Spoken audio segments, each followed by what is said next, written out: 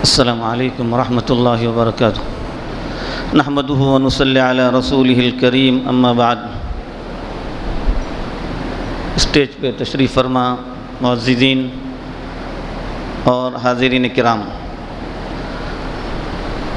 اس وقت آپ کے سامنے کنڑا زبان کے اندر بہت سی باتیں آئی ہیں اور ابھی ہماری باتوں کا بھی یہ ترجمہ کریں گے آپ کے سامنے۔ ہم لوگ کنڑا زیادہ اچھی طرح سے نہیں بول پاتے، تھوڑی سی بازاری جو باتیں ہوتی ہیں تھوڑی بہت بول لیتے ہیں، یہاں بولیں گے تو کنڑا زبان کے خلاف ہو جائے گا، اس لیے میں اردو زبان میں بولنا چاہتا ہوں۔ لیکن آپ حضرات سے ہماری ایک درخواست ہے پہلے کہ آپ ہم لوگوں کے ساتھ کنڑا ہی بولا کیجئے تاکہ ہم کو کنڑا بولنا آ جائے۔ ہمارے لوگوں کے ساتھ آپ جب بھی بولے کنڑ میں بولیے، آپ ہماری زبان میں ہمارے ساتھ مت بولیے گا۔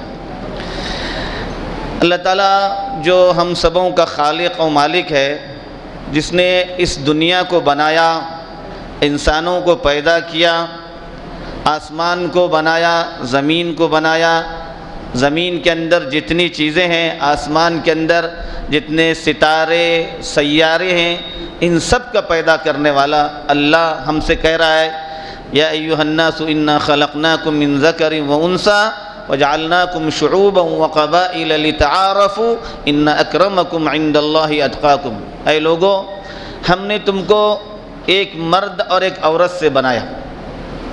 تمام کے تمام انسان کی پیدائش کا طریقہ یہی ہے کہ ایک مرد اور ایک عورت کے ملاپ سے وہ پیدا ہوتے ہیں، پھر ان کو الگ الگ مختلف قبیلوں کے اندر ہم نے ان کو تقسیم کیا تاکہ آپس میں ایک دوسرے کی پہچان ہو۔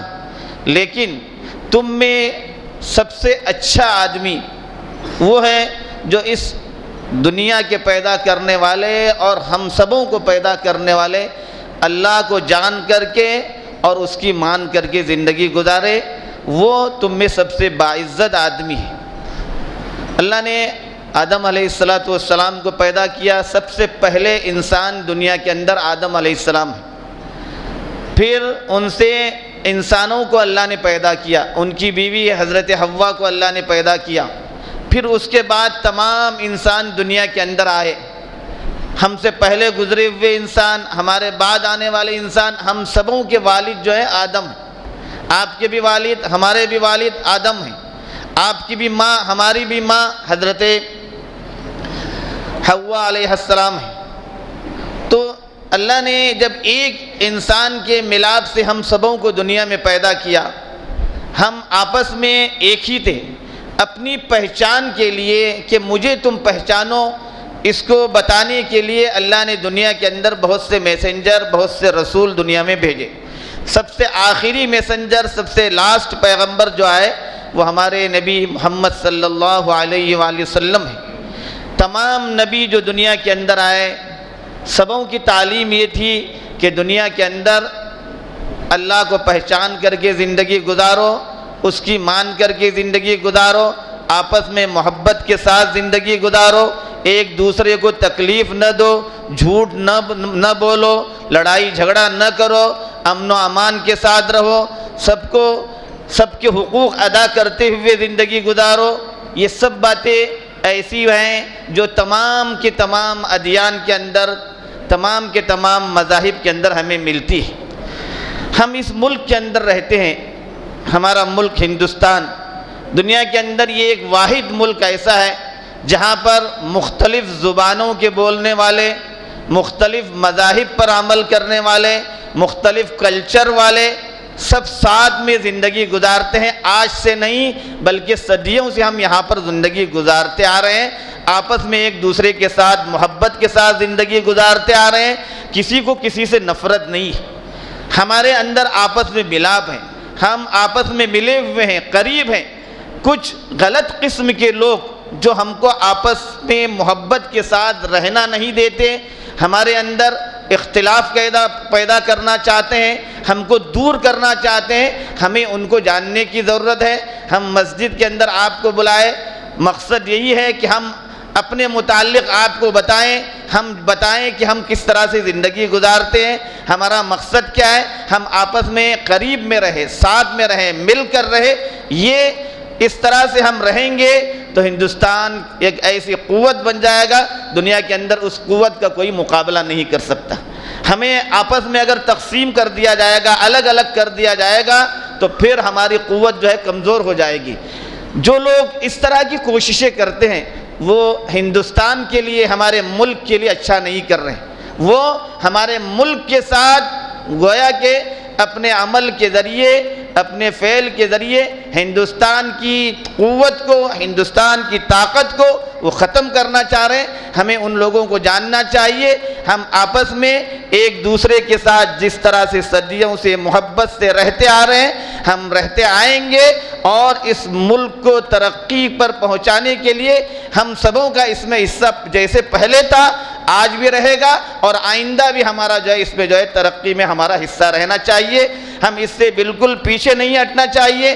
ہمیں لوگ جتنا چاہیں دور کرنا چاہیں، ہم دور ہونے والے نہ ہوں۔ ان چند 2-4% یا 8-10% لوگوں کی وجہ سے جو اس وقت ہندوستان کی شبیہ، ہندوستان کا نام دوسرے ملکوں میں بدنام ہو رہا ہے، اور جس کی وجہ سے ہندوستان کی معیشت بھی کمزور ہوتی جا رہی ہے، یہ ان لوگوں کی غلط قسم کی شرارتوں کی وجہ سے ہے۔ ہمیں ان کو پہچاننے کی ضرورت ہے تاکہ ہم اس ملک میں امن و امان کے ساتھ، محبت کے ساتھ، پریم کے ساتھ ایک دوسرے کو پہچانتے ہوئے ہم زندگی گزاریں۔ کسی کو کوئی فرق نہیں ہے، آپ اپنے مذہب پر عمل کر رہے ہیں، ہم اپنے مذہب پر عمل کر رہے ہیں، کسی کو کوئی زبردستی نہیں۔ ہمارے دین نے ہم کو سکھایا لا اکراہ فی الدین، دین میں داخل کرنے کے لیے کسی کو زبردستی نہیں ہے۔ ہم آپ کے سامنے دین کا پیغام سامنے رکھتے ہیں، اسلام کا پیغام رکھتے ہیں۔ ہم یہ بتاتے ہیں کہ اس دنیا کو پیدا کرنے والا ایک اکیلا اللہ ہے، اس کے ساتھ کوئی شریک نہیں ہے۔ اس نے مختلف انبیاء کو دنیا میں بھیجا، اور سب سے لاسٹ پیغمبر جو تھے ہمارے نبی محمد صلی اللہ علیہ وسلم ہے۔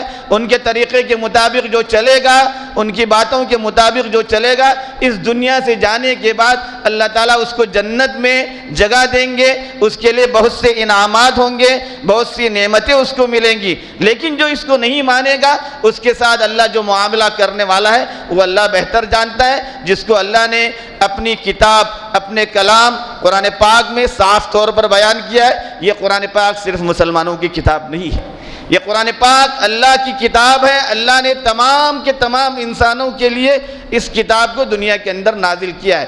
ہم پڑھیں، جانیں، باقی ہدایت دینے کا اور راستے پہ چلانے کا کام اللہ ہے۔ اس کے باوجود بھی ہم اپنے مذہب پر رہتے ہوئے، اگر ہم اپنے ہی مذہب پر رہنا چاہتے ہیں تو ہم اس کے باوجود بھی یہاں پر محبت کے ساتھ، پریم کے ساتھ زندگی گزار سکتے ہیں۔ اس کے اندر کسی طرح کی رکاوٹ نہیں آنی چاہیے، اس کے اندر کسی طرح کا بھید بھاؤ نہیں ہونا چاہیے۔ جیسے سے پہلے سے ہم چلے آ رہے ہیں ویسے سے ہم رہیں گے، اور اللہ نے جس کو ہدایت دی، جس کو توفیق ہوئی، وہ دین قبول کرے گا، اسلام کی تعلیمات کو قبول کرے گا، اللہ کی تعلیمات کو قبول کرے گا، پھر تو اس کے لیے بھلائی ہوگی۔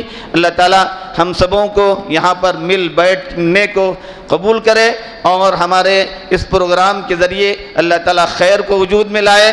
اس ہمارے بھٹکل کے اندر، ہمارے صوبہ کرناٹک کے اندر، ہمارے اس پورے ملک کے اندر اللہ تعالیٰ اس کو خیر کا ذریعہ بنائے، ہم کو اپنی مرضیات کے مطابق زندگی گزارنے کی توفیق عطا فرمائے۔ آمین وآخر دعوانا الحمدللہ۔